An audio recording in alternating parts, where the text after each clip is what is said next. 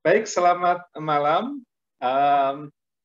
Saat ini saya bersama Dr. Ari Wibowo, dosen di Universitas Airlangga Surabaya, tepatnya di Fakultas Ilmu Sosial dan Ilmu Politik. Nah, Pak Ari ini sekarang menjabat sebagai Ketua 1 Afiliasi Penerbit Perguruan Tinggi Indonesia atau APPTI. Namun sebelumnya Pak Ari ini merupakan, ya kalau di luar kampus itu adalah Ketua Umum Dewan Kesenian Jawa Timur, dan sebelumnya pernah menjadi Ketua Presidium Dewan Kesenian Surabaya. Di dalam kampus Pak Ari pernah menjabat sebagai dekan, tapi justru di fakultas yang di luar FISIP, yaitu Fakultas Ilmu Budaya, juga di Universitas Airlangga selama 2 periode. Aktivitas lain di dalam ini pernah menjadi Ketua Airlangga University Press. Terus kemudian juga di luar kampus ini juga anggota LSF, ya, Lembaga Sensor Film mewakili Jawa Timur, Pak Ari, ya. Baik, Pak Ari, selamat malam. Selamat malam, Pak. Ya, sehat-sehat, Pak. Alhamdulillah sehat.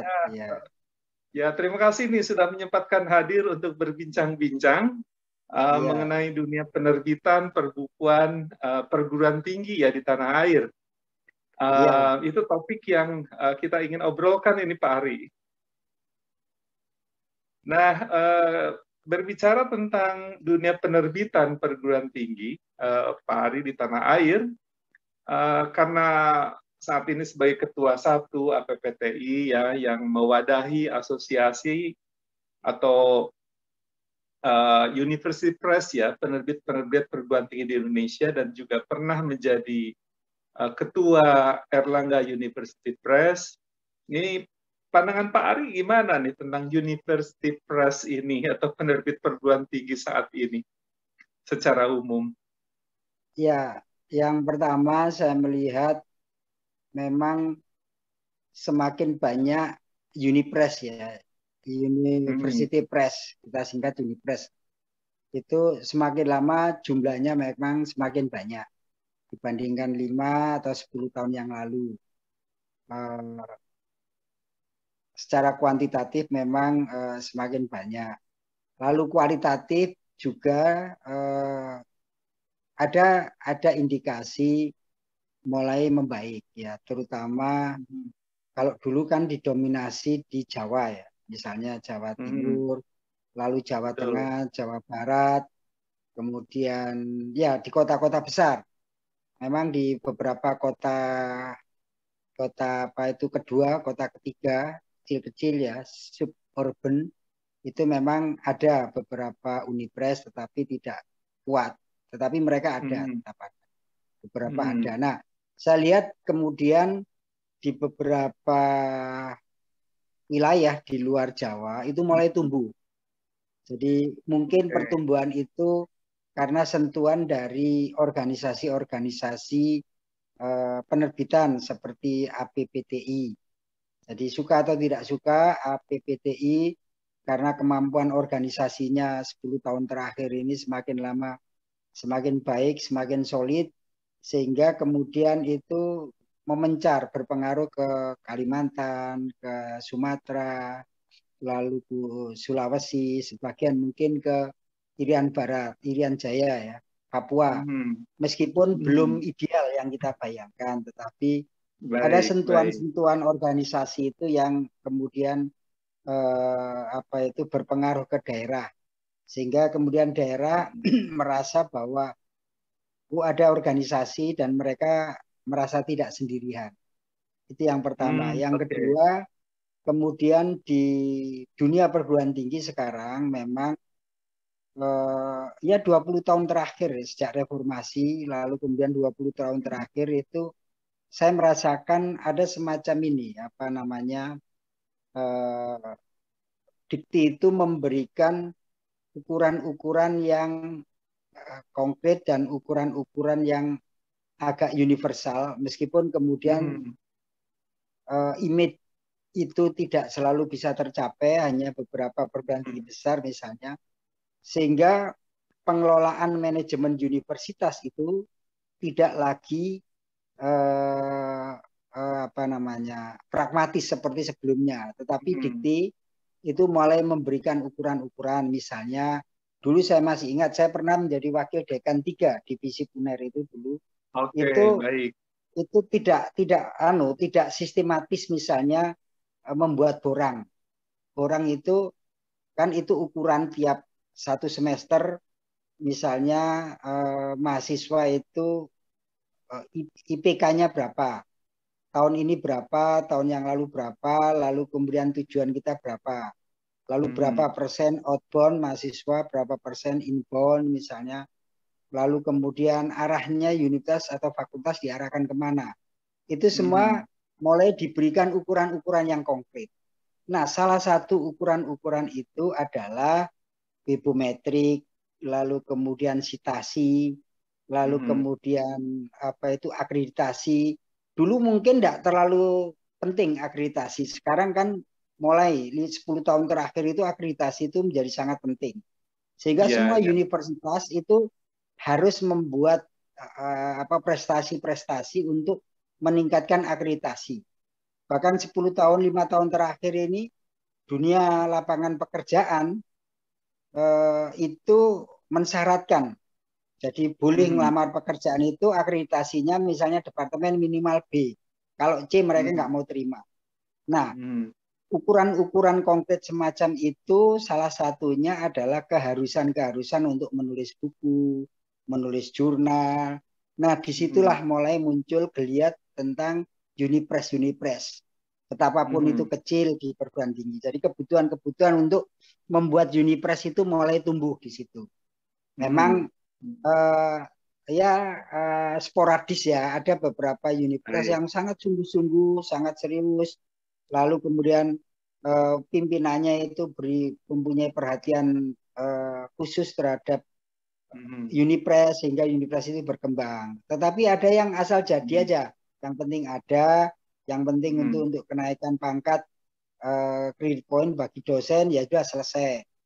Ada yang semacam itu. Jadi, nah itu yang sekarang mungkin tugas dari APTI itu untuk selalu mengupgrade, lalu selalu menata manajemennya, lalu membuat kerjasama. Nah mungkin kalau itu intensif yang dikerjakan oleh APTI, lalu IKP atau LSM penerbitan lain, mungkin itu akan memberikan nuansa yang lebih kuat semakin hari terhadap dunia penerbitan di perguruan tinggi Unipres. Baik Pak Ari, secara internal sendiri dalam hal pengelolaan, apa itu yang menjadi tantangan ya yang utama di dalam pengelolaan penerbitan perguruan tinggi secara umum?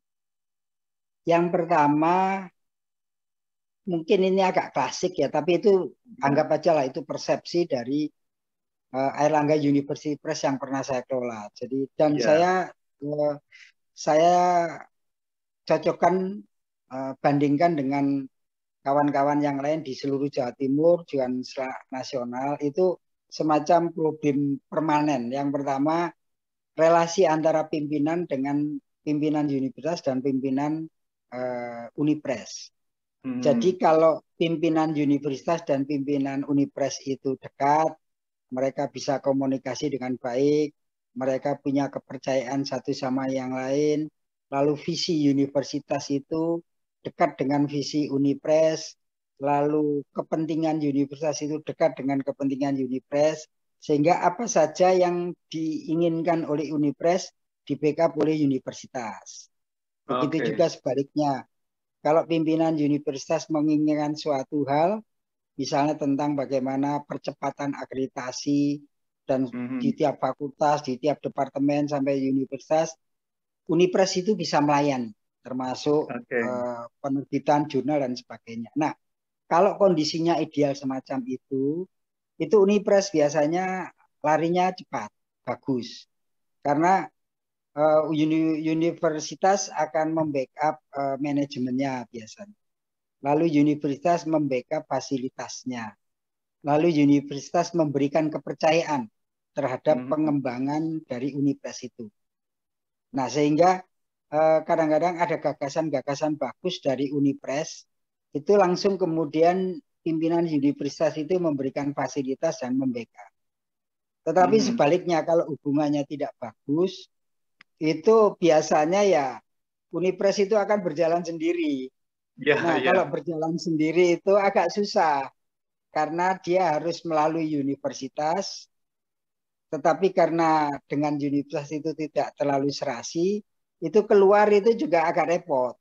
Jadi ya bisa keluar. Jadi sangat tergantung dengan relasi pimpinan, dan dukungan dari pimpinan. Iya, itu memang itu esensial. Jadi saya melihat kalau hubungannya baik maka baik. Nah sekarang ini kelihatannya di AUP itu begitu.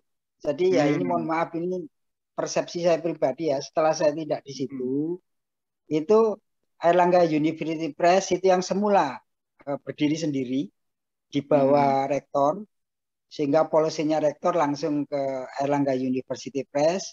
Sekarang enggak, Airlangga University bagian dari sebuah lembaga untuk kepentingan ini jurnal internasional. Jadi ada 3 lembaga. Jadi situ. Jadi tidak lagi melapor langsung ke rektor ya? Iya, dia jadi bagian dari jurnal internasional. Dia bagian dari HAKI. Jadi 3, HAKI, jurnal internasional, lalu penerbitan. Nah, penerbitan itu celakanya dipisah lagi. Penerbitan dan percetakan. Jadi percetakan sendiri, penerbitan sendiri.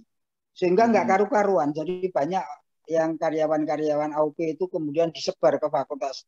Mereka dianggap tidak berperanan maksimal, lalu kemudian disebar kemana-mana. Jadi saya melihat sekarang ya, perkembangannya AUP itu kalau dulu misalnya ya, tapi itu subjektivitas saya 8 atau 9.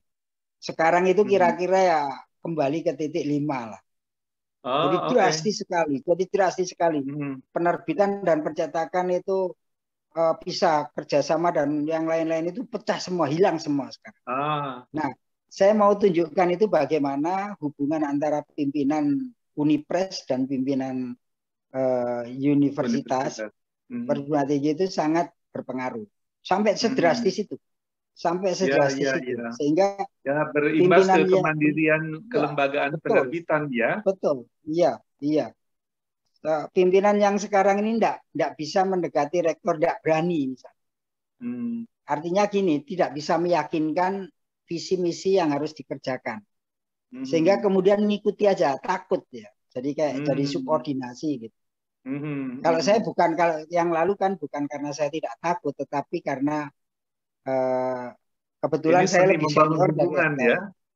Iya, jadi itu berpengaruh. Itu saya tunjukkan AUP. Jadi karena itu kalau sekarang mau belajar jangan di AUP, mungkin di UNIBRO. Iya. Saya kasihan lihat kawan-kawan AUP. Itu saya tunjukkan salah satu faktor itu. Lalu faktor yang kedua, kalau mau sederhana ya, kita ada banyak faktor. Nah, faktor yang kedua, kalau perguruan Unipres ini kemudian sendirian, dia memerlukan energi besar untuk berkembang. Dia memerlukan sentuhan kerjasama komunikasi dengan Unipres yang lain, saling membagi, saling belajar. Dia harus bekerja sama dengan IKP, dia harus bekerja sama dengan APTI.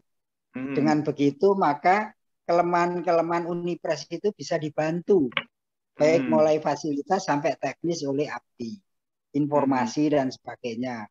Nah, memang kehadiran APTI itu bisa memberikan percepatan, bisa membantu Unipres. Iya. Oke. Pak, memang ini saya lihat ini bagian dari dinamika ya. Ini terjadi di banyak kampus juga. Jadi itu jadi tantangan saya kira ya, pembelajaran ini buat saya kira anggota APPTI yang lain gitu ya. Nah, ini juga berkaitan di samping masalah pengelolaan ini juga ada banyak hal yang berimplikasi ya ke penerbit perguruan tinggi. Salah satunya adalah kemajuan teknologi informasi. Jadi kalau dulu zaman kita lah katakanlah ya, hampir boleh dibilang 100% informasi itu dari buku ya, atau dari barang-barang cetakan. Sekarang kan dengan kemajuan dunia teknologi informasi, sumber pengetahuan bacaan itu tidak hanya didapat dari buku, dan itu saya lihat juga ke depan ini menjadi tantangan ya buat industri perbukuan nasional. Nah, menurut Pak Ari, bagaimana nih antisipasi, adaptasi penerbit perguruan tinggi ya menghadapi ini satu pihak kan ini kemajuan gitu kan ya, tapi kan ini harus Iya, Pak. dilakukan semacam tadi adaptasi, penyesuaian ya, bagaimana teknologi ini justru bisa dimanfaatkan ya tanpa mengurangi kualitas ya dari penyedia sumber informasi ya. Bagaimana nih Pak Ari? Ya, saya tadi dua faktor itu, faktor relasi dan faktor apa namanya, bagaimana eksternal itu seperti asosiasi Ya. itu bisa mempengaruhi. Mhm. Ada banyak faktor, tapi tadi kalau saya cerita semua detail nanti kira-kira selesainya jam 12 malam. Jadi karena sudah ditanyakan sama Pak Am, oke. Jadi memang teknologi ini, terutama teknologi komunikasi, teknologi digital dan sebagainya, itu seperti pedang bermata dua. Satu sisi itu bisa menguntungkan, tapi satu sisi bisa membunuh. Nah, semua hal itu kalau kita bisa menggunakan dengan baik, dia akan memberikan keuntungan yang luar biasa. Nah, teknologi komunikasi yang cepat ini, industri apa itu revolusi industri 4.0, lalu mungkin juga didera oleh pandemi ini, itu mestinya menjadi apa itu semacam blessing in disguise gitu bagi Unipress untuk secara maksimal menggunakan teknologi digital itu untuk mengefisienkan dan mengelola manajemen menjadi sangat efisien. Karena dengan begitu maka dia tidak perlu lagi harus bersusah payah membeli ya untuk sementara ya membeli mesin-mesin cetak yang mahal. Mesin cetak itu kan miliaran dan itu biayanya mahal dan sangat sensitif. Tetapi kalau dia menggunakan laptop, menggunakan komputer, asal ada 2-3 orang, saya selalu katakan penerbitan itu tidak perlu banyak orang. Ada 2-3 orang, kalau dia bisa melakukan layout, dia bisa melakukan editorial, ya, dia membuat apa namanya ini gaya selingkung dan sebagainya, maka dia sudah bisa menerbitkan buku dan itu sangat efisien. Apalagi kalau dengan buku digital dia apa itu kirim ke Google Book, dia kirim ke Amazon, dia kirim ke Springer dan sebagainya, asal kemampuan manajemen 2 orang 3 orang di Unipress ini lalu kemudian dia bisa menembus apa namanya pasar-pasar asing, pasar-pasar internasional, dia sangat efisien. Bahkan pasar nasional itu bisa ditembus dengan digital. Kalau dia 1 tahun katakan dengan apa itu perkembangan teknologi seperti itu bisa katakanlah 1 tahun dia bisa menerbitkan sekitar 50-60 buku. Berarti kan 1 tahun dia bisa ikut tender asosiasi atau kelompok tertentu yang itu bisa dijual ke perpustakaan nasional secara digital. Itu ada Moco misalnya, atau apa namanya ada di perpustakaan daerah itu ada yang ngelola. Itu penjualannya digital.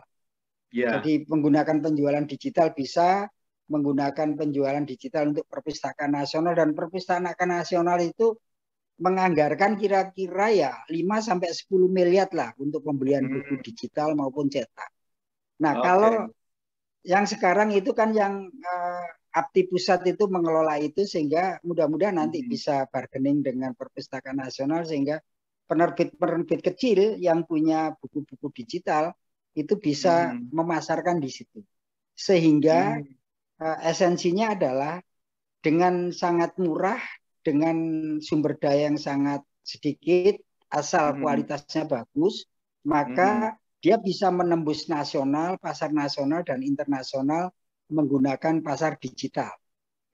Nah, apakah cetak? Bisa cetak. Jadi kalau buku-buku itu kemudian digital itu menjadi populer, menjadi kuat, itu dia bisa cetak untuk apa? Dia cetak untuk buku-buku cetak.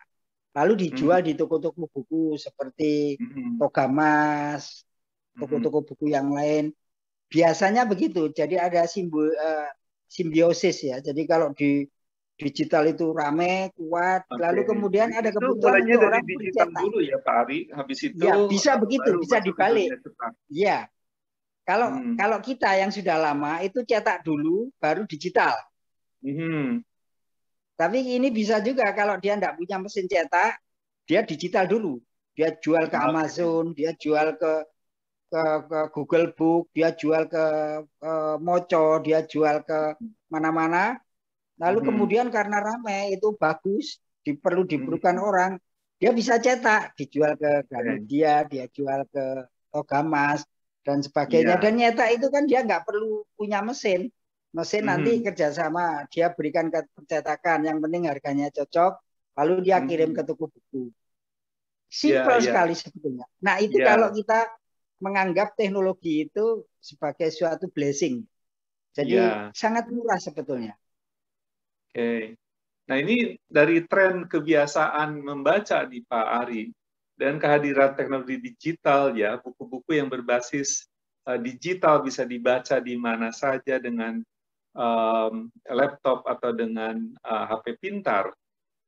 Apakah menurut Pak Ari anak-anak muda ini terutama ya milenial akan lebih memilih buku-buku digital ya dan meninggalkan buku-buku cetak konvensional? Memang fenomena itu fenomena universal, jadi tidak hanya terjadi di Indonesia, tetapi di Jepang juga, kemudian di Amerika, lalu di Jerman. Memang ada beberapa varian. Kalau di Jepang itu hampir sama, Indonesia hampir masih sama dengan Jepang, juga di Jerman. Tapi agak beda dengan di Amerika dan di beberapa negara Eropa. Di Amerika itu ketika buku-buku digital itu melejit kuat dan itu semakin besar di pemasaran, itu penjualan buku-buku cetak itu drastis sekali, habis kan. Karena itu toko-toko buku itu habis di Amerika. Hanya toko-toko buku besar yang masih bertahan. Lalu kemudian di beberapa negara di Inggris juga begitu. Nah, di Jepang itu hampir imbang. Jadi ketika digital itu kuat, maka buku-buku cetak tidak dengan otomatis hilang. Terutama buku-buku yang fiksi ya, buku-buku fiksi, buku-buku sastra, buku-buku bacaan populer, itu karena banyak orang yang karena mungkin tingkat literasinya agak baik di Jepang, lalu di Jerman, sehingga mereka mengisi kekosongan itu membaca itu. Dia kemana-mana masih baca itu. Memang begitu gadget itu luar biasa merajalela, itu fenomena milenial itu sebagian besar adalah membaca tulisan-tulisan bacaan-bacaan yang ringkas. Makanya portal-portal digital, koran-koran digital itu menyajikan narasi-narasi yang pendek, yang tidak panjang. Jadi kalau kita lihat misalnya detik.com, tempo.com, lalu kemudian Kompas, dan kemudian Kumparan, Babe, dan sebagainya, itu kan pendek-pendek, nggak panjang-panjang. Karena orang sudah tidak sempat lagi dengan digital itu, apalagi yang begitu kecil, yang dia bisa kemana-mana, dia tidak meskipun punya waktu, tapi karena fenomena kehidupan itu harus begitu cepat, sehingga dia punya format membaca cepat saja. Dia tidak perlu mendalam, tetapi cepat. Itu fenomena itu hampir sama di mana-mana. Di Indonesia, di Amerika, semacam itu, sehingga itu menjadi bagian dari gaya hidup kaum milenial, apakah itu di Indonesia, di mana-mana. Tetapi ada varian menarik. Di beberapa perguruan tinggi yang baik, tapi umumnya anak-anak itu mereka punya dua dunia atau beberapa dunia, beberapa dunia. Orang itu kan tidak monotype gitu ya. Tetapi orang itu punya wajah yang banyak. Ketika kuliah itu dia punya tugas yang intensif. Semakin bagus perguruan tingginya itu, semakin bagus universitasnya itu biasanya memberikan tugas-tugas yang sangat banyak, sangat sistematis. Nah, ada diskusi, ada tugas dan sebagainya. Itu tidak mungkin lagi dia hanya membaca sepintas. Dia harus membaca buku meskipun ada digital. Dia kadang-kadang harus cetak. Tapi sebagian besar kalau dia membaca buku digital, dia harus memang berjam-jam untuk ke komputer, ke laptop atau ke digital. Dia harus baca meskipun buku itu adalah buku cetakan. Jadi sehingga satu sisi anak-anak milenial yang di akademisi atau mungkin masih sekolah, dia harus mungkin berjam-jam harus membaca itu. Itu bagian dari hidupnya satu wajah.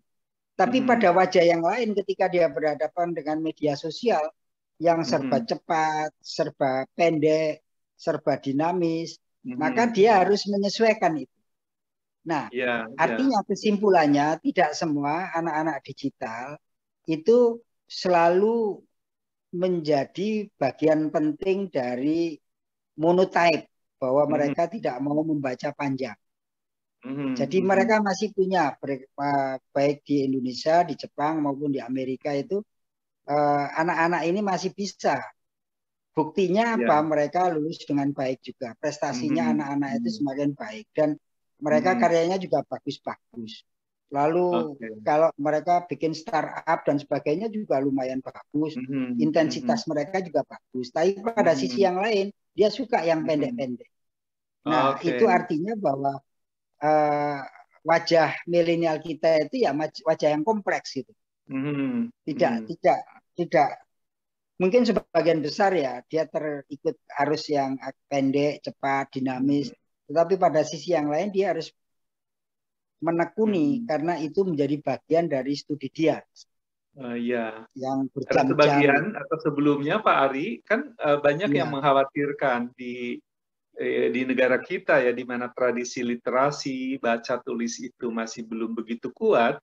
Jadi kemunculan dunia teknologi informasi ini yang serba instan, ringkas, justru akan mengurangi minat ya untuk membaca buku yang memerlukan tadi ketekunan, memerlukan waktu lebih panjang, gitu ya.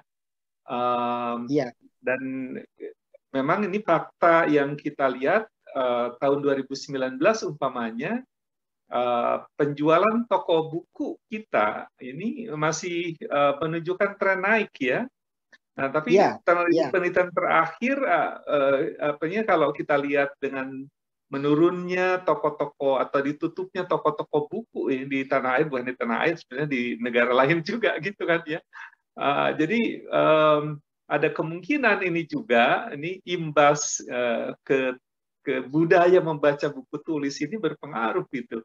Nah tadi memang ada semacam gap juga ya, tidak semua masyarakat atau kelompok milenial itu meninggalkan buku gitu ya. Tapi sih perlu dilakukan penelitian itu nanti berapa banyak gitu ya rasa untuk membaca buku tulis ini masih diperlukan gitu oleh milenial, karena buku-buku sekarang ada dalam bentuk PDF, dalam bentuk e-book yang bisa dibaca di smartphone atau di laptop ya. Nah, ini buat penerbit sendiri bagaimana nih kondisi seperti ini, Pak Ari? Ya, itu yang saya tadi mungkin belum menjelaskan lebih panjang. Indonesia sama Jepang hampir sama. Jadi ketika buku digital itu naik, buku cetak tidak berarti turun. Ya, mereka masih ada yang naik. Saya pernah survei ketika saya jadi di AUP itu, saya selalu tiap tahun itu survei, observasi ya, survei sederhana ke toko-toko buku, terutama ke Togamas. Jadi mereka mengatakan trennya tidak selalu kalau ketika digital naik lalu trennya cetak itu turun, enggak. Masih laku mereka cetak itu. Bahkan mereka melihat laku dan fluktuatif dari penjualan buku-buku cetak itu dipengaruhi oleh isu nasional. Jadi ketika negara itu konsentrasi kepada maritim, lalu muncullah Menteri Susi waktu itu yang menjadi pemberitaan banyak. Lalu hukum-hukum tentang kelautan itu laku. Jadi masalah-masalah kelautan, masalah-masalah perikanan dan sebagainya itu laku. Hukum itu jadi laku. Lalu kemudian teknik agak berkurang. Lalu pada satu saat lagi manajemen laku.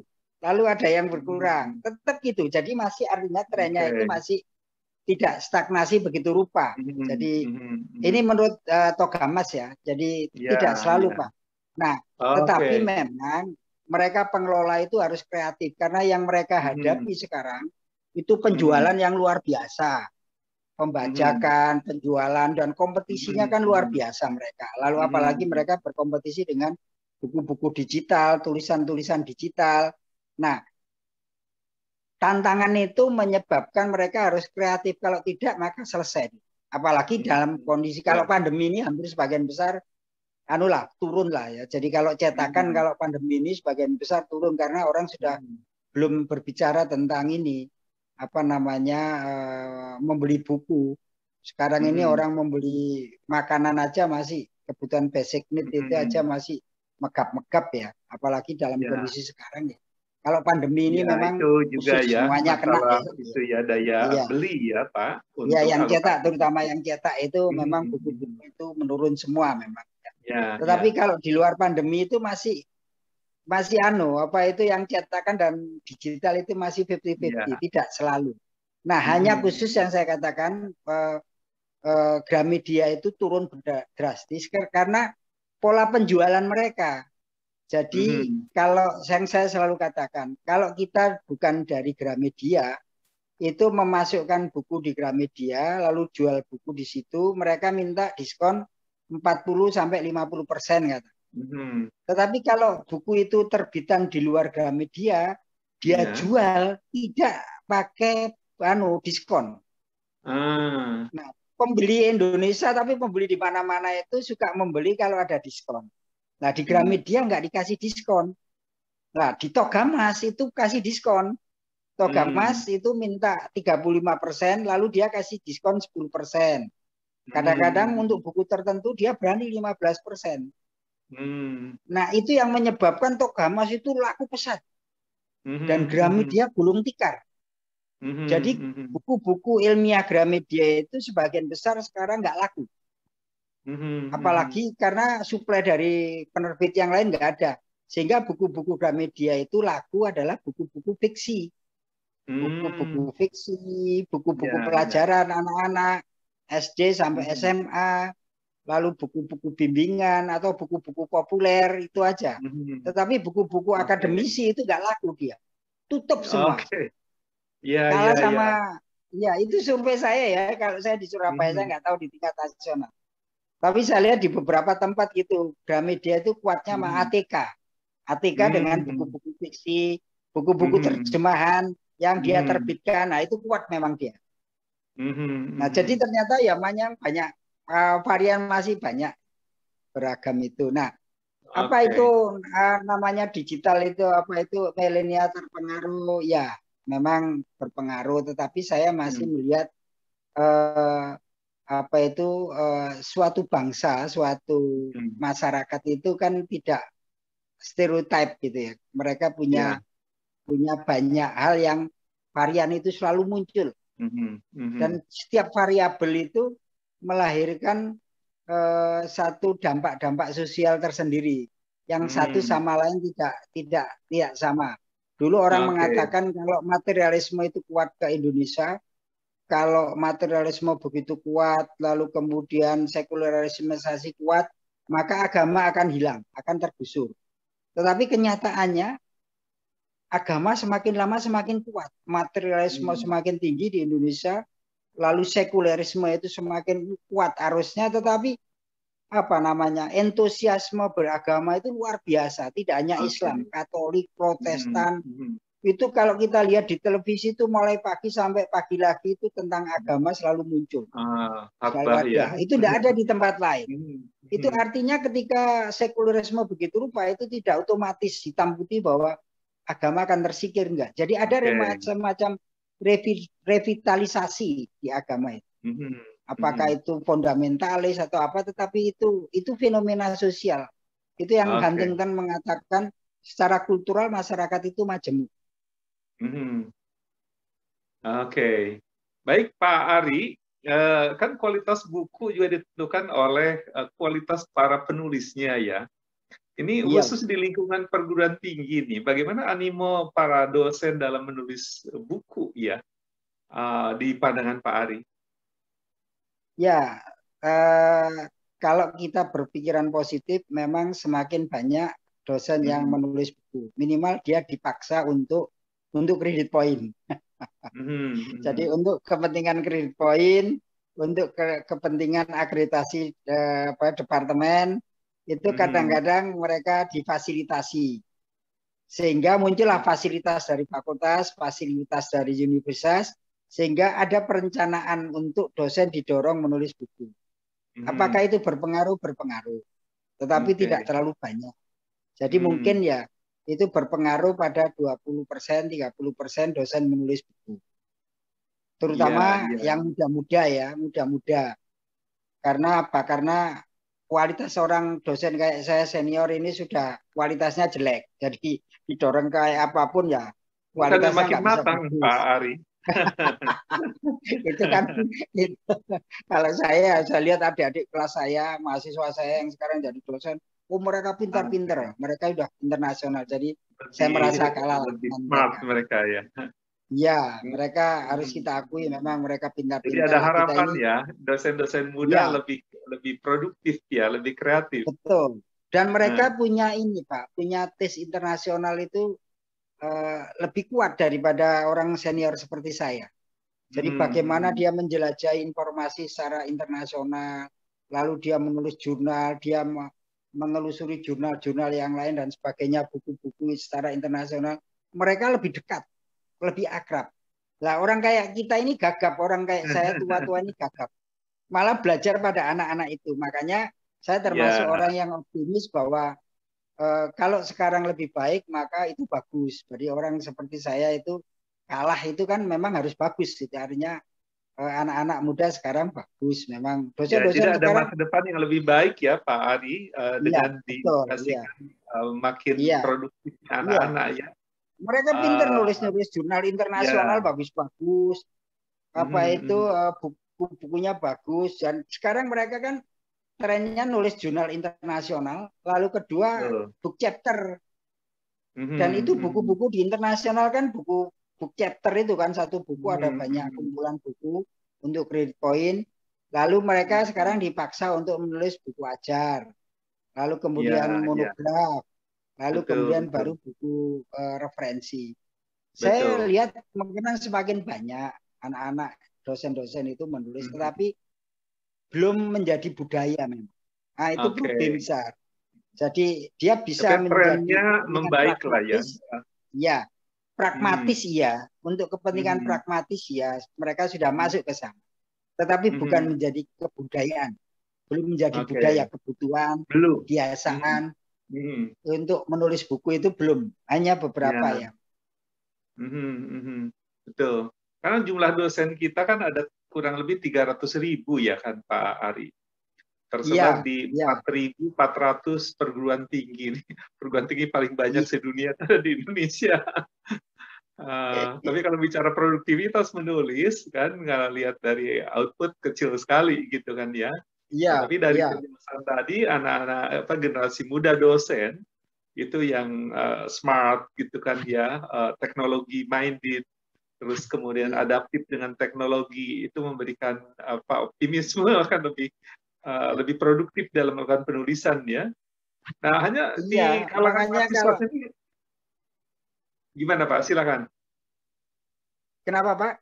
Ya, di kalangan mahasiswa sendiri, Pak, ini trennya seperti apa juga nih sekarang, karena kan juga pendekatan pengajaran itu juga mengalami adaptasi ya, perubahan dari dulu yang relatif mengandalkan informasi dari dosen plus buku pegangan, terus kemudian zaman PPT kemarin itu nih kan itu penggunaannya juga masif sekali dan mahasiswa banyak mengandalkan PPT itu untuk sebagai bahan ya sumber pembelajaran mereka.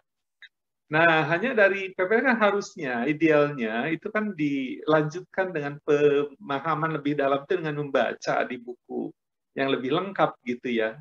Nah, tren yang sekarang Pak Ari lihat gimana nih pola belajar mahasiswa konteks terutama dalam membaca ya di dalam pembelajaran mereka.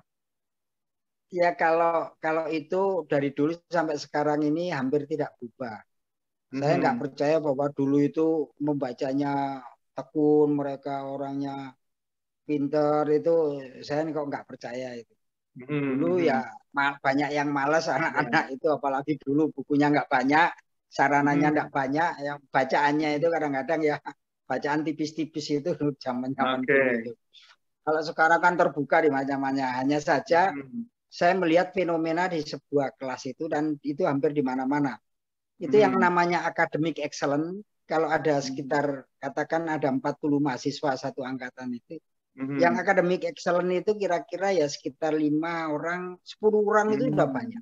Orang yang betul-betul bergelut terhadap apa namanya keilmuan, menelusuri ilmu, mendiskusikan ilmu, lalu mencari dan sebagainya, itu ada 5 orang itu ada luar biasa. Tapi sebagian besar ya pragmatis. Karena motivasi mereka kuliah kan untuk bekerja. Nah, hanya cuma 5-10 orang, mungkin cuma 2-3 orang ini dia kuliah itu untuk kepentingan apa? Academic excellence, untuk kepentingan apa namanya? Ini integritas pribadi. Ya, untuk kepentingan sebuah visi ke depan yang dia akan bangun. Mungkin itu tidak banyak, memang tidak perlu banyak. Kalau itu banyak semua dosennya kira-kira tidak berani ngajar, itu mahasiswanya lebih pinter dan dosen. Sebagian besar kan pragmatis, mereka misalnya mau kuliah di manajemen, nah kan bayangan dia kalau masuk manajemen nanti bisa bekerja, lalu dia bisa masuk ke cuma kan pemahamannya terhadap konsep-konsep di dalam mata kuliah itu juga harus baik kan ya. Iya, nah itu artinya kan mereka itu kan karena motivasinya praktis ya. Betul. Kalau motivasinya pragmatis itu ya dia pola perkuliahannya ya pragmatis, dia perlu PPT saja. Nah, karena itu kalau ketemu dengan dosen-dosen yang jahat, dosen-dosen yang galak, harus kerjakan ini, makalah harus selesai ini. Nah, baru mereka kerjakan itu. Makanya kadang-kadang saya katakan tadi kalau perguruan tingginya itu bagus, sistematis. Kalau kita lihat orang-orang yang belajar di luar negeri itu kan hampir tidak ada waktu untuk bercengkrama. Jadi orang itu tiap minggu dikasih assignment sampai harus menelaah 1 buku, lalu 2 buku, membandingkan, lalu mendiskusikan.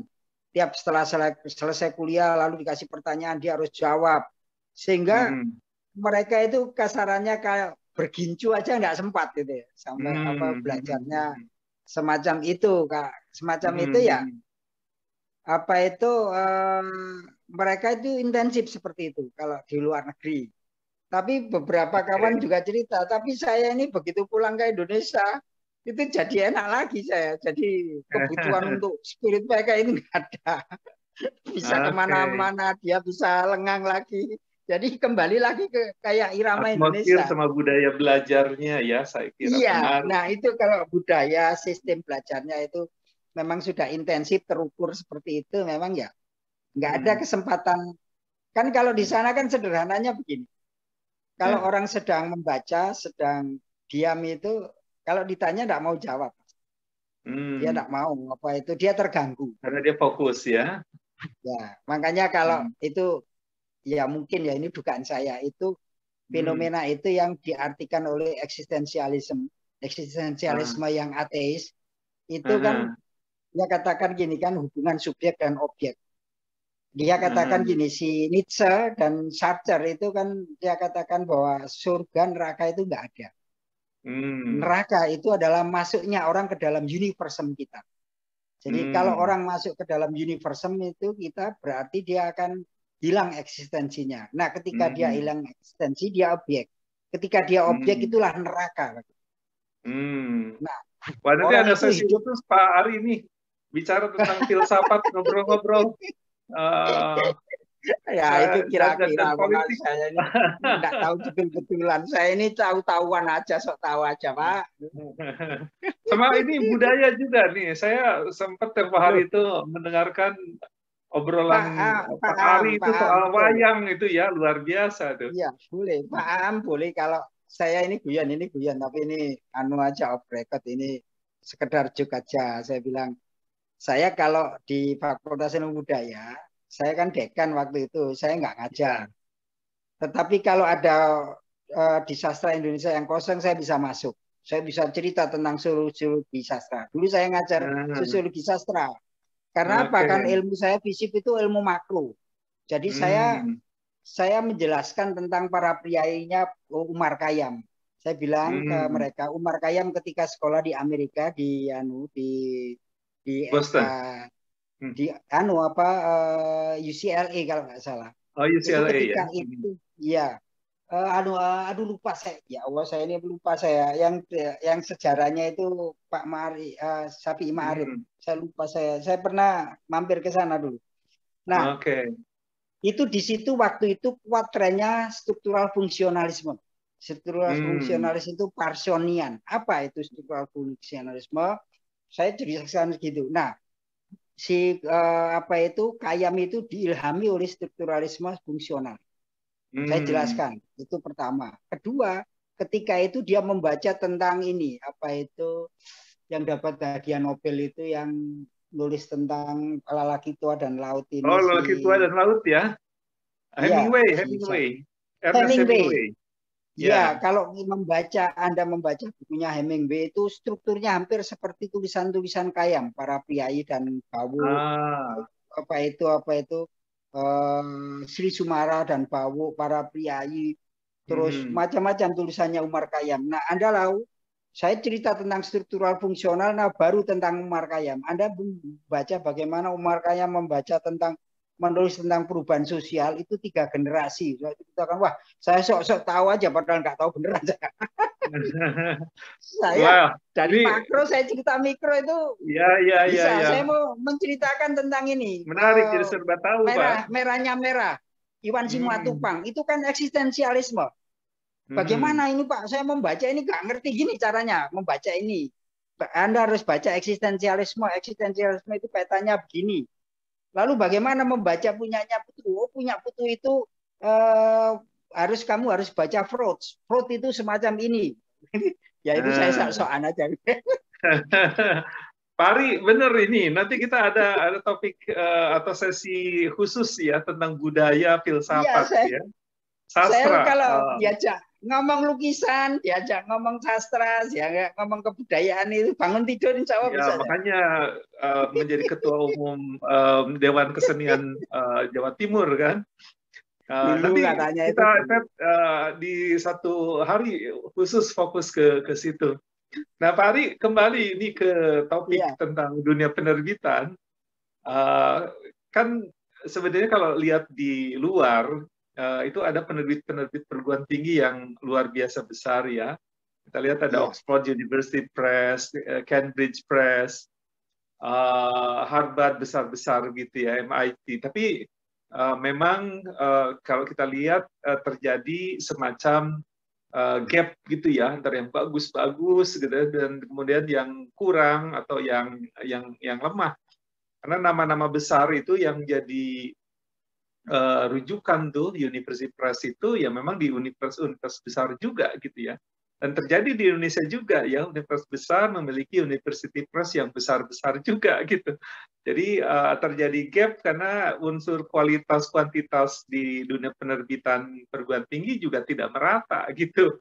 Nah, ini Pak Ari melihat ini bagaimana dan apakah ada satu saran gitu ya untuk mengembangkan University Press ini, terutama yang barangkali University Press yang baru dalam proses tumbuh berkembang gitu ya, belum matang. Ya, apa itu kalau kalau apa itu kita berpikir makro pertama, kedua kalau kita berpikir dalam tanda kutip berpikir politis ya, itu pertama jika negara ini punya political will yang kuat, itu seperti negara-negara kapitalisme yang besar itu, dia membackup sangat besar terhadap penerbitan. Jadi perguruan tinggi penerbitan di luar negeri yang besar-besar itu di backup pertama oleh negara dalam apa itu dana yang besar, sehingga dia bisa membangun itu dan dia bisa mengembangkan manajemennya bagus dan sebagainya. Itu yang pertama, backupnya luar biasa besar. Yang kedua, perguruan tinggi luar negeri itu punya ini Pak, kalau di dalam teori dependensia itu dana itu mengalir, dana informasi dari dunia pertama ke dunia kedua, dunia ketiga. Jadi dari sentral ke periferi. Jadi artinya mereka misalnya film, ya film mereka bagus ya, mereka punya tradisi bikin film bagus. Tapi begitu dia muncul, dia punya pasar internasional. Dia apa itu? Dia punya ini apa namanya? Karena di dalam dependensia itu arus modal dan informasi dan kapital itu dari negara pusat ke negara dunia ketiga. Dunia ketiga menjual bahan mentah ke negara dunia pertama, lalu bahan jadi lalu dijual lagi ke dunia ketiga. Sehingga hubungan jadi subordinasi antara dunia pertama dan dunia ketiga. Sehingga apa yang lahir di dunia pertama itu langsung menjadi ngetren di dunia ketiga. Nah, misalnya gini, lagu misalnya si Lady Gaga misalnya. Begitu dia muncul itu seluruh dunia gagas. Begitu apa itu rap itu muncul seluruh dunia. Tapi begitu misalnya kita ada musik bagus misalnya punyanya katakanlah Gomblo gitu ya. Itu tren baru misalnya. Atau katakan ini si yang baru meninggal ini siapa Edi Kempot. Edi Kempot, Siapa itu si Kempot itu? Edi Kempot. Siapa Kempot itu? Katakan itu kan Didi Kempot ya. Itu kan memadukan antara Jawa, lalu kemudian pentatonis dan diatonis itu jadi satu. Lalu dan dia populer sekali. Tapi kan populer Indonesia, ke Malaysia aja belum tentu, ke Singapura belum tentu, apalagi menembus ke Amerika. Tidak mungkin arus informasi dari negara dunia ketiga masuk ke dunia pertama. Kalau dengan tidak kekuatan besar. Kalau tidak yang mempopulerkan dunia pertama. Sehingga penjualan pasar buku di negara dunia pertama seperti Amerika, di Eropa, itu tidak terlalu memerlukan jaringan pasar yang kuat karena dia begitu muncul tulisan itu akan dirujuk di seluruh dunia. Bapak membaca manajemennya pasti membaca tulisan Amerika, tulisan mana-mana. Iya, betul. Bapak punya riset bagus, tapi belum tentu dibaca oleh mereka. Kalau dibaca sedikit-sedikit kecuali dipopulerkan. Itu dominasi ilmu pengetahuan. Itu yang saya katakan ketimpangan antara dunia pertama dan ketiga itu memberikan peta tentang pasar buku dan peta fenomena manajemen dari Unipress dunia dan Indonesia. Itu waktu saya diwawancara sama Mas Anggun dulu susah. Jadi kalau di sana itu di backup oleh negara pertama, lalu kedua di backup oleh pasar internasional. Kita tidak di Unipress Indonesia tidak di backup oleh negara. Tidak ada dana negara yang besar yang khusus untuk membackup perbukuan, memberikan fasilitas perbukuan. Nah, karena itu Artinya tidak ada, perburuan di tanah maka air memang tidak mendapatkan perhatian yang serius ya Pak Ari dari betul. pemerintah. Ini malah sekarang kemarin katanya Pak Bambang itu malah peraturan presiden ini kan presiden maaf ya. Dia kan tanda tangan tidak pernah baca, pokoknya tanda tangan aja. Sehingga banyak yang lupa-lupa kayak gitu. Dan itu banyak Pak yang dilakukan oleh Jokowi itu. Dan itu betul. Sekarang real itu ada di dalam apa itu perbukuan Pak Bambang itu kan. Ya. Kalau saya baca Pak Bambang itu kan orang Solo. Dia pasti dulu ketika itu ya nyoblos Jokowi.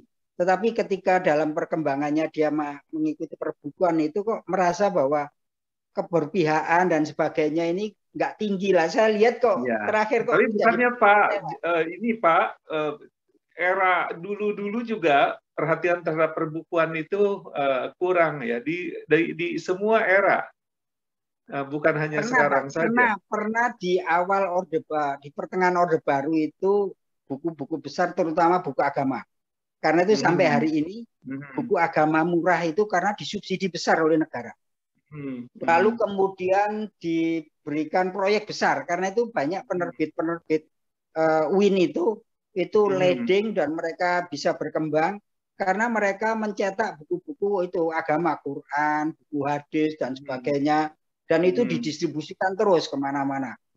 Dan kita tidak punya semacam itu. Nah itu level agama karena ada sucinya semacam itu, negara memberikan fasilitas. Nah yang sekuler itu tidak begitu perhatian. Memang zaman itu pernah menjadi diskusi menarik di zaman Orde Baru, tapi kemudian nggak dilanjutkan di sekarang ini dengan serius. Sekarang kan terpisah-pisah itu. Nah kembali kepada pertanyaan semula tentang Unipres dunia dan Indonesia itu kan. Jadi pertama kalau sana di backup oleh negara dengan dana besar, kita tidak di backup negara dengan dana yang besar, dananya kecil, bahkan dana itu terserah perguruan tinggi mau ada atau tidak, itu urusan mereka. Lalu mereka punya pasar internasional, begitu lahir itu musik, film, sastra, teater, semuanya itu jadi rujukan. Broadway itu jadi rujukan ke seluruh dunia.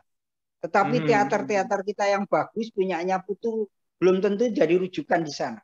Rendra itu bikin bebop misalnya. Bebopnya Rendra, dia ketika pulang dari Amerika. Itu fenomenal betul punyanya bebop. Punya Rendra. Atau teater-teater samanunya Rendra. Teater-teater setelah bebop ya, dia bikin lagi sendiri. Itu bagus-bagus jadi rujukan. Tetapi tidak akan menjadi kekuatan besar, menjadi sebuah tren karena arus informasi dari pusat ke dunia ketiga, bukan sebaliknya, bukan dunia ketiga ke pusat.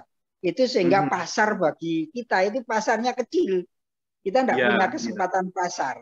Yang ketiga itu bahasanya bahasa asing, bahasa Inggris. Bahasa Inggris adalah bagian induk mereka, sehingga betapapun itu banyak buku-buku asing itu yang buruk, yang nggak bagus. Termasuk film-film sastranya juga banyak yang nggak bagus. Tetapi karena bahasa mereka bahasa ibu itu jadi enak mereka. Sejelek-jeleknya masih lumayan. Sementara orang Indonesia ini belajar bahasa Inggris susahnya setengah mati. Apalagi kalau dalam bahasa-bahasa buku ya, bahasa-bahasa standar, bahasa ilmiah itu susah lagi. Nah, lalu kemudian yang keempat, tradisi intelektual di Eropa dan Amerika itu sudah berjalan ratusan tahun.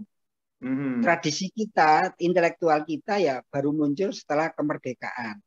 Baru anak-anak itu sekolah, boleh sekolah. Kalau dulu tradisi kita itu kan tradisi belajar itu di pesantren. Ada di pesantren-pesantren itu baik NU Muhammadiyah.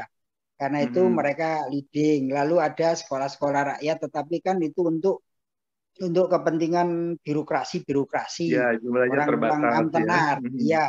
Tapi rakyat umum itu kan tidak ada yang sekolah. Mereka baru sekolah pertama itu ketika 45 sekolah. Peledakan mahasiswa pertama 66 karena itu Soekarno dijatuhkan di 66 itu karena peledakan mahasiswa 45 mereka jadi sarjana, menjelang sarjana lalu menggulingkan Soekarno karena inflasi besar-besaran itu. Jadi kalau dilihat dari itu tradisi pendidikan kita nggak terlalu kuat. Beda dengan di India. India itu tradisi intelektualnya tinggi karena itu filsafat banyak di situ. Lalu kemudian apa itu di Cina itu tradisi intelektual, tradisi kekuasaan, tradisi apa itu eksploitasi itu udah ratusan tahun di sana. Nah, kita baru setelah 45 itu tradisi itu jalan. Kalau dulu terpisah-pisah di kerajaan-kerajaan. Jadi kalau dilihat dari itu memang bukan apple to apple kalau kita apa itu bandingkan dengan luar negeri. Terutama kalau ya, di di dalam Amerika. negeri Tapi saja kalau Pak, itu terjadi kan perbedaan yang menyolok ya antara perguruan tinggi besar dengan yang kecil. Jadi memang tantangannya masih besar ya Pak Ari di masih dalam dunia pendidikan ini ya. Tapi mudah-mudahan saya kira ya dengan semangat untuk membangun dunia penerbitan perguruan tinggi melalui APPTI, agak kita bisa mendapatkan titik cerah lah atau optimisme ya untuk ada kemajuan ke depan ya. Itu harapan kita, peranan APPTI itu punya kesempatan untuk ikut membenahi, membantu. Ya, betul. Perlu komitmen di antara para pelaku dunia perbukuan, karena kadang-kadang masyarakat ini juga kalau pelaku perbukuan barangkali bisa menghasilkan karya-karya yang menarik dan kemudian produktif, mudah-mudahan juga ya budaya membaca ini bisa juga terbawa menjadi lebih baik. Jadi kita tidak lagi menjadi negara yang tingkat literasinya rendah. Ini kan secara nasionalnya kita ingin membangun budaya literasi yang cukup mapan gitu ya untuk bisa sejajar dengan bangsa-bangsa lain, karena buku itu adalah pintu gerbang ke kemajuan peradaban. Nah, Pak Ari, terima kasih nih atas bincang-bincangnya. Ada memang agak melebar ke tadi beberapa diskusi tentang filsafat budaya. Tapi saya juga tertarik nih untuk membuka nanti satu sesi khusus tadi ya tentang budaya, filsafat, dan kesenian. Baik, Pak Ari, terima kasih ini atas waktunya. Salam sehat, ya, sukses semua. Ya, selamat malam, Pak.